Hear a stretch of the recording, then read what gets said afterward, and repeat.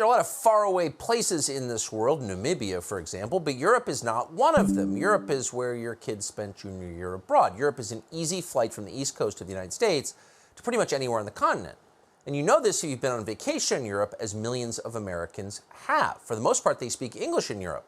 They've got Starbucks and Taco Bell and air conditioning and modern hospitals. It is not another world.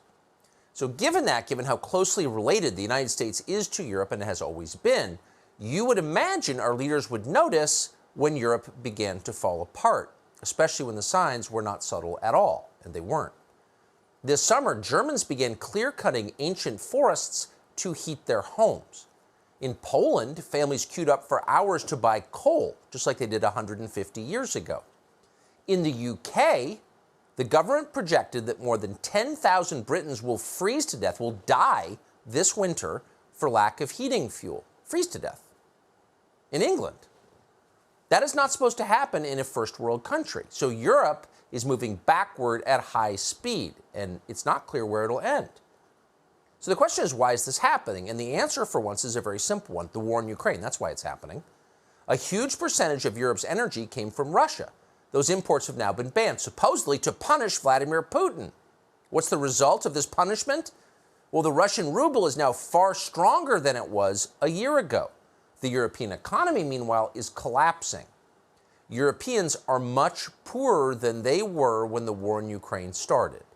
So how is that a victory for Europe and the West and democracy? Well, that's a fair question. It's an obvious question. But no one in Washington appears to be asking that question. Instead, the Biden administration is doubling down on the self-destructive mistakes that are destroying the European Union. The White House banned Russian oil, natural gas, and coal. It was our moral duty. And then at the same time, the Biden administration crushed domestic oil production here by canceling oil and gas leases. And then, as if that wasn't enough, the Biden administration sold a piece of our strategic petroleum reserve, maybe this country's most important resource, to China. None of this hurt Putin in any way. All of it impoverishes the United States. So what could possibly be the justification for doing that? We've wondered. Anyone who's paying attention has had to have wondered that. Well, this week, Congressman Jamie Raskin of Maryland, of Bethesda, answered that question. Russia is an Orthodox Christian country with traditional social values. And for that reason, it must be destroyed, no matter what the cost to us. So this is not a conventional war. This is a jihad. Jamie Raskin said that out loud, but many in Washington agree with him, in both parties. They would like to see World War trans immediately. So what is a jihad going to mean for you? Well, the details are stunning. Thanks to the Biden administration's religious war in Ukraine, this country is about to run out of diesel fuel. According to data from the Energy Information Administration, by the Monday of Thanksgiving week, that's 25 days from now, there will be no more diesel. So what's going to happen then? Well, everything will stop. That means trucks and trains and barges all unable to move. Farm equipment will shut down.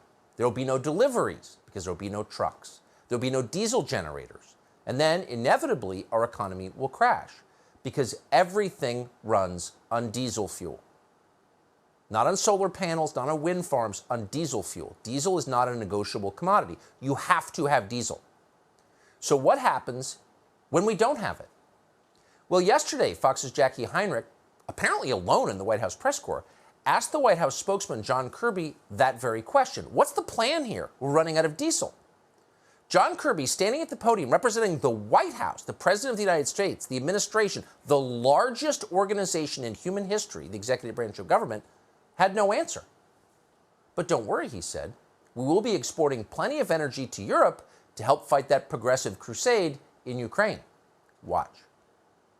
What are we doing to increase the supply of diesel, given that the Energy Information Administration said as of October 14th, the U.S. only had about a 25-day supply? You have the Northeast and New York already rationing home heating oil.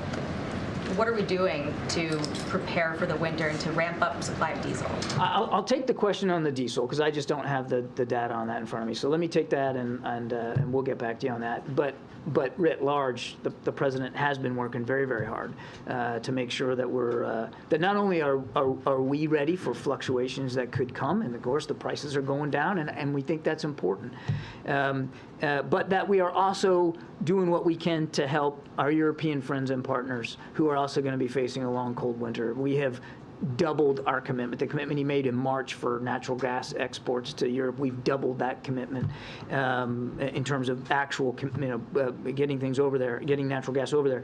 And we are working with foreign suppliers of natural gas and oil to see if we can't help our European partners diversify their own storage and supplies. So just pause and savor the irony here just for a moment, because now everything is irony. They've been telling you for decades, since Al Gore left the White House, that the single greatest threat to the world was warming. And because of their efforts to fight warming, you are in danger of freezing. And unlike warming, freezing actually kills people, a lot of people every year. And it will kill people in the West this year thanks to their efforts to fight warming. Okay.